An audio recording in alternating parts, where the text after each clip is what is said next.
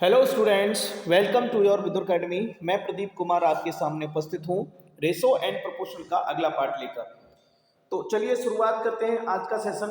उससे पहले अभी तक आपने चैनल को सब्सक्राइब नहीं किया है तो चैनल को सब्सक्राइब कर लीजिए और वीडियो को ज़्यादा से ज़्यादा शेयर कर दीजिए। तो इससे पहले हमने कई सारे वीडियो अपलोड कर रखे हैं, उनको देखना बिल्कुल मत भूलना क्योंकि वो बहुत ही ज़रूरी वीडियो हैं। वहाँ पर हमने बेसिक कॉन्सेप्ट को डिस्कस किया है और टाइप वाइज क्वेश्चंस को बेसिक टू हाई डिस्कस किया है। तो चलिए शुरू करते हैं आज का पहला प्रश्न। आज का पहला प्रश्न है, अजय और बीना की आय का अनुपात 5:4 है और उनके खर्च का अनुपात है 6:5। यदि वे क्रम से 7 रुपये और 5 रुपये बचाते हैं तो अजय अपनी आय का कितना परसेंटेज बचाता है। यहाँ पर बात हो रही है अजय और बीना, इन दो लोगों की। इनकी इनकम की बात करें तो इनका इनकम का रेशो गिवन है 5:4। इनके एक्सपेंडिचर का रेशो गिवन है 6:5। इस प्रकार के प्रश्न को हम क्रॉस मल्टीप्लीकेशन मेथड से सॉल्व करेंगे। क्रॉस मल्टीप्लीकेशन मेथड से क्वेश्चन को सॉल्व करने के लिए आपको इनिशियल और फाइनल अर्थात शुरुआत और बाद का रेशो पता होना चाहिए। तो यहां पर इस प्रश्न को हम क्रॉस मल्टीप्लीकेशन मेथड से सॉल्व करते हैं। आगे समझिए, इसमें और भी इंफॉर्मेशन है कि अजय और बीना क्रम से 7 रुपये और 5 रुपये बचाते हैं। अजय कितना बचाता है? 7 रुपये और बीना 5 रुपये। देखिए, अगर आप इनकम में से सेविंग को घटाएंगे तो क्या मिलेगा? एक्सपेंडिचर मिलेगा, बिल्कुल। तो चलिए अब इस मेथड से हम सॉल्व करते हैं। कौन से? क्रॉस मल्टीप्लीकेशन मेथड से। क्या होता है ये मेथड, चलो जानते हैं। देखो, 5 का 5 में गुणा कराएंगे कितना हो जाएगा? 25। 6 का 4 में गुणा करेंगे कितना हो जाएगा? 24। आप इनका डिफरेंस लीजिए। डिफरेंस का मतलब बड़ी में से छोटी संख्या घटा दीजिए। तो 25 में से 24 जाएगा, कितना बचेगा? 1। और ये बराबर होगा 7 का 5 में गुणा करा दीजिए, कितना हो जाएगा? 7 पन्ने 35 और 6 का 5 में करा दीजिए, 6 पंजे 30। 35 में से 30 घटाएंगे, 1 बराबर मिल जाएगा 5। कितना मिल जाएगा? 1 बराबर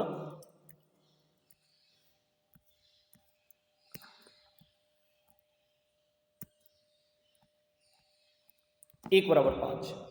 देखिए, अब यहां से आप अजय और बीना की आय निकाल सकते हैं। अगर आपको अजय की आय निकालनी है तो 5 से गुणा करा दीजिए। अजय की आय निकल के आ जाएगी 5। लेकिन ध्यान रखिए, अगर आपको अजय का खर्चा निकालना है तो इस 6 का 5 में गुणा कराओ तो 6 पंजे 30। इस तरीके से अजय का खर्चा नहीं निकलेगा। मेरा कहने का मतलब सिर्फ इतना है कि क्रॉस मल्टीप्लीकेशन मेथड से शुरुआत वाले रेशो की चीजें निकलती हैं, बाद वाले की नहीं। तो अगर अजय का खर्चा निकालना होगा तो कैसे निकालेंगे वो अभी हम समझेंगे। तो अजय की आय कितनी आ गई? 25। अब ये कह रहा है कि अजय अपनी आय का कितना परसेंटेज बचाता है। तो देखो, अजय कमाता कितना है? अजय कमाता है 25 रुपए और बचाता कितना है? 7 रुपए। तो 1/25 होता है 4%। तो ये है 7/25। तो ये कितना हो जाएगा? 7 गुना, मतलब ये हो जाएगा 28%। तो इस प्रश्न का सही जवाब क्या होगा? Option A. या आप ऐसे कर सकते हैं कि किसी भी फ्रैक्शन को परसेंटेज में बदलने के लिए क्या करना होता है? 100 से मल्टीप्लाई कराना होता है, 100% से। तो 100% से मल्टीप्लाई कराएंगे, 25 चौका 100 और ये हो जाएगा 7 चौक 28%। ठीक है, आप ऐसे भी निकाल सकते हैं। देखिए, अगर इस प्रश्न में पूछ रहा होता कि अजय का खर्चा क्या है तो कैसे निकालते? 25 रुपये कमाता है और 7 रुपये बचाता है, तो खर्च कितना करता है? 18 रुपये। ऐसे निकाल लेंगे। उम्मीद है क्लियर हो गया होगा। बढ़ते हैं अगले प्रश्न की ओर। और अगला प्रश्न है, एक युद्ध से पहले एक सेना में विमानों का टैंकों से अनुपात था 5:3। विमानों का और टैंकों से अनुपात कितना था? 5:3। और ये जो इंफॉर्मेशन है हमारे पास युद्ध से पहले की है। अब युद्ध होता है, युद्ध के दौरान 1000 टैंक नष्ट हो गए और 800 विमान नष्ट हो गए। और युद्ध में होता क्या है? युद्ध में तो विनाश ही होता है। तो 1000 टैंक नष्ट हो गए, 800 विमान नष्ट हो गए। इसके बाद में विमानों की संख्या का टैंकों की संख्या से अनुपात है 2:1। तो यहां पर भी देखिए हमारे पास में इनिशियल और फाइनल रेशो है। तो इस प्रश्न को भी हम क्रॉस मल्टीप्लीकेशन मेथड से कर सकते हैं। देखिए कैसे करेंगे। 5 का 1 में गुणा कराएंगे 5, 3 का 2 में कराएंगे 6, डिफरेंस कितना आया 1। और 8 का 1 में गुणा करेंगे हम, 8 का 1 में गुणा करेंगे कितना हो जाएगा 800, 2 का 1000 में कराएंगे 2000, 2000 में से 800 घटा देंगे कितना बचेगा 1200। तो 1 बराबर कितना निकल के आ गया 1200। अब ये देखते हैं कि प्रश्न में पूछ क्या रहा है। तो प्रश्न में पूछ रहा है कि युद्ध के बाद टैंकों की संख्या। तो पहले ये देख लीजिए कि जब युद्ध शुरू हुआ था उस टाइम टैंकों की संख्या कितनी थी, तो वो 3 के रेशो में थी। तो आप यहाँ पहले 3 से गुणा करा दीजिए, तो 3600 निकल के आ जाएगा। यहाँ से कितना निकल के आ जाएगा 3600।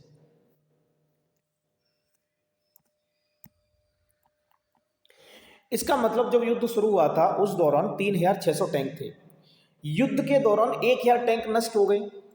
1000 टैंक नष्ट हो गए तो 3600 में से आप 1000 घटा दीजिए, बचा कितना 2600। ठीक है, युद्ध के बाद टैंकों की संख्या कितनी होगी 2600 हो जाएगी। ठीक है, और इसमें ऑप्शन गलत लिख गए हैं, यहाँ पर सही जवाब होना चाहिए। आप यहाँ कर लीजिए 2600, ऑप्शन डी इज करेक्ट। ठीक है, युद्ध के बाद जो टैंकों की संख्या होगी वो कितनी हो जाएगी 2600। चलो बढ़ते हैं अगले प्रश्न की ओर। अगला प्रश्न है, कितने नौकरी के आवेदकों ने आवेदन किया था यदि चयनित तथा अचयनित से 19:17 है। यदि 1200 आवेदकों ने कम आवेदन किया होता और 800 कम चुने गए होते तो चयनित का अचयनित से अनुपात 1:1 होता। तो देखिए इस प्रश्न को हम कैसे सॉल्व करेंगे। एक काम करिए, एक तरफ लिखिए टोटल और दूसरी तरफ लिखिए क्या, यहां पर क्या दे रखा है 800 कम चुने गए होते, मतलब नॉन सेलेक्टेड। क्या लिखने, नॉन सेलेक्टेड लिखने हैं हमें दूसरी तरफ। ठीक है, तो टोटल कितने 19 और 17 जोड़ दीजिए, ये हैं 36। और नॉन सेलेक्टेड कितने हैं इसमें, अचयनित हैं कितने 17। ठीक है, आगे ये कह रहा है कि 1200 कम ने आवेदन किया होता, तो मतलब ये टोटल कितने, ये है पूरे को रिप्रेजेंट कर रहा है। 1200 कम मतलब इसका मतलब क्या हो गया, इसका मतलब ये हो गया कि टोटल 1200 कम ने आवेदन किया होता। कितनों ने, 1200 कम ने आवेदन किया होता।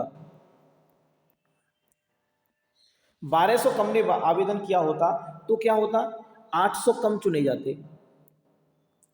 इसके बाद में चयनित का अचयनित से अनुपात 1:1 हो जाता। तो टोटल कितना होता, टोटल 2 और नॉन सेलेक्टेड का कितना 1। अब इसको बना लीजिए आप, देखिए 36 का 1 में गुणा कराएंगे 36, 2 का 17 में कराएंगे कितना हो जाएगा 34, 36 में से 34 जाएगा कितना बचेगा 2। मैंने बोला डिफरेंस लेते हैं।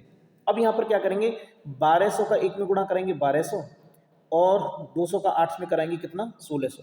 1600 में से और कितना 1200 घटा देंगे, बचेगा कितना 400। तो यहाँ से 1 बराबर कितना निकल के आ जाएगा 200। ठीक है, अब ये क्या कह रहा है, ये कह रहा है कि भैया तो ये बताओ कि नौकरी के लिए कितने लोगों ने आवेदन किया था, है ना। तो टोटल कितने थे 36, तो आप यहाँ 36 से मल्टीप्लाई करा दीजिए, तो ये कितना निकल के आ जाएगा 7200। Option B is correct. चलो बढ़ते हैं अगले प्रश्न की ओर।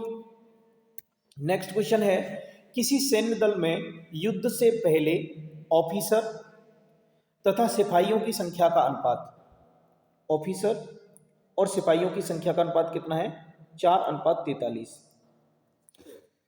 अब ये कह रहा है कि भाई युद्ध हुआ, युद्ध में तो क्या होता है मारा जाता है।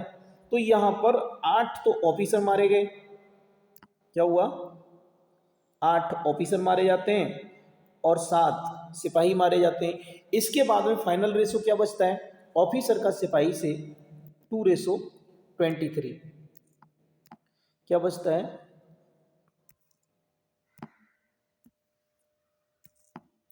2:2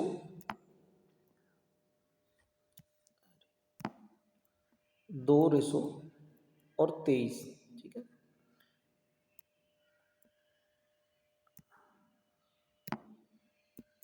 ये बचता है। तो क्या करेंगे हम, क्रॉस प्रोडक्ट मल्टीप्लीकेशन मेथड लगा देंगे। 23 का 4 में करेंगे कितना हो जाएगा 92 और 2 का 43 में करेंगे ये कितना 3 दूनी 6 और ये हो जाएगा 86।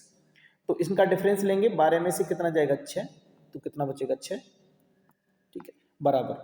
अब देखो 8 का कितने में गुणा करेंगे हम, 8 का गुणा करेंगे 23 में, तो 8 थी 24, 8 दूनी 16 और 2 कितना हो जाएगा 18, और 7 का कितने में करा देंगे 2 में, तो ये कितना हो जाएगा 7 दूनी 14। ठीक है, तो ये हो जाएगा। ठीक है, इनका डिफरेंस लेना है, तो डिफरेंस 4 में से 4 जाएगा 0, 8 में से 1 जाएगा 7, और ये हो जाएगा इतना। ठीक है, 170। 6 बराबर कितना आ गया 170। देखो 170 में तो 6 का भाग नहीं जाएगा, इसका मतलब एक काम करते हैं, इसको चेक कर लेते हैं एक बार फिर से।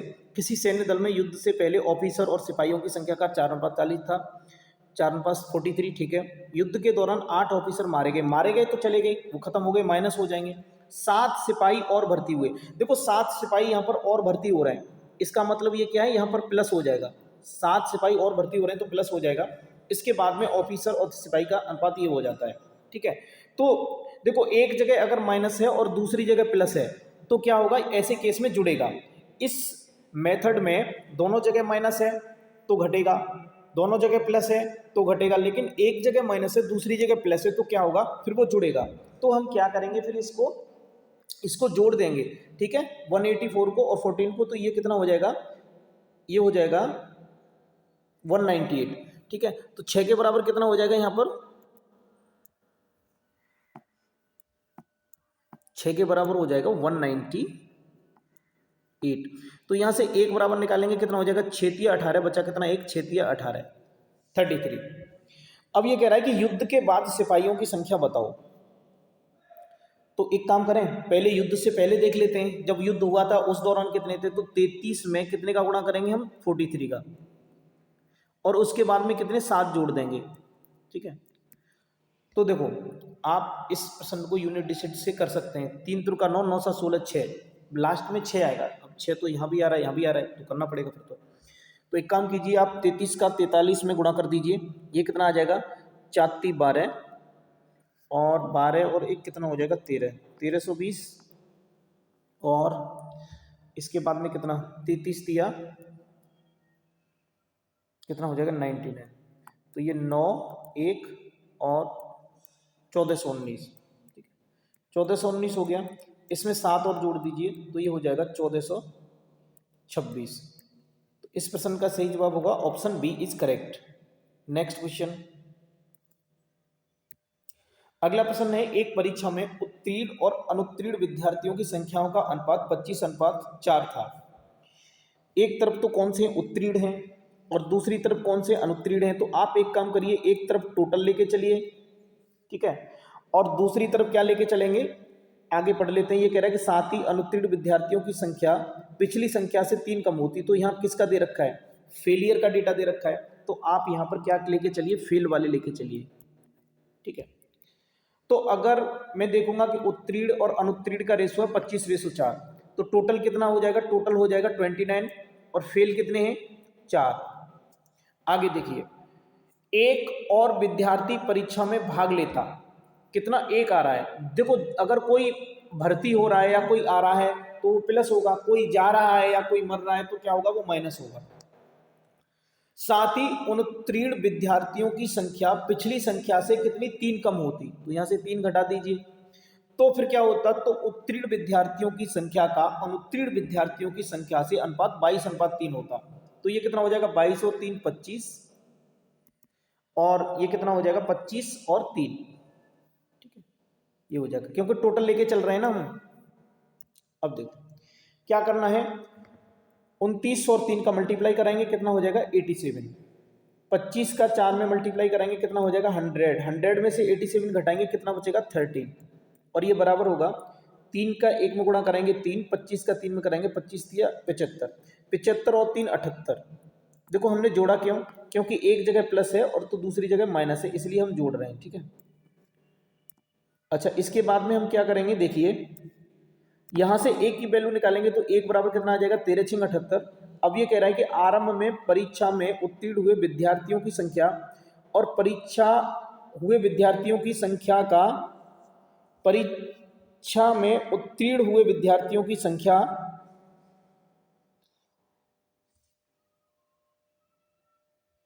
परीक्षा में उत्तीर्ण हुए विद्यार्थियों की संख्या, परीक्षा हुए, देखो यहाँ पर ये टाइपिंग एरर है ना, यहाँ पर परीक्षा में अनुत्तीर्ण होना चाहिए, ठीक है, अनुत्तीर्ण, फेलियर वाले, ठीक है।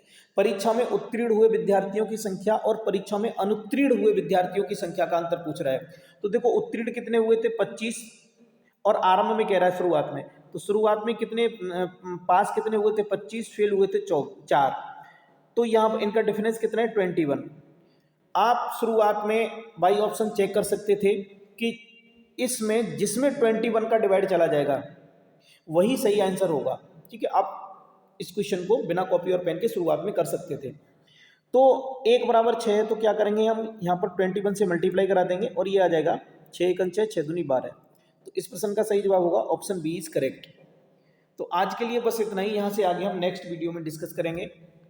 कैसा लगा आज का सेशन तो कमेंट बॉक्स में टाइप करके ज़रूर बताइए, और वीडियो को ज़्यादा से ज़्यादा अपने दोस्तों में शेयर कीजिए, सो दैट वो भी आपकी तरह अच्छे से पढ़ाई कर सकें।